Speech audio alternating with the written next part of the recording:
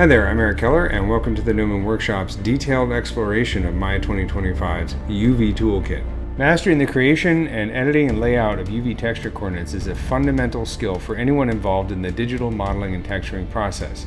These coordinates are essential as they dictate how 2D textures map onto 3D surfaces, playing a pivotal role in nearly every computer graphics pipeline, from gaming to visual effects and even motion graphics. Maya's UV Toolkit offers a comprehensive suite of tools refined across numerous software updates.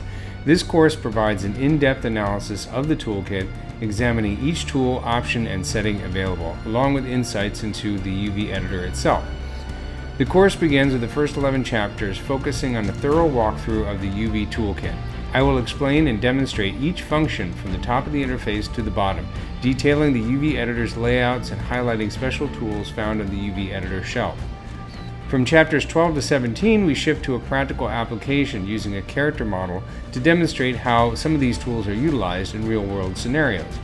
You'll see how UVs are created and laid out for different parts of the model, including the body and the clothing. I hope you find this series both enlightening and enjoyable, giving you a comprehensive understanding of the UV texture coordinates and the capabilities of Maya 2025's UV Toolkit.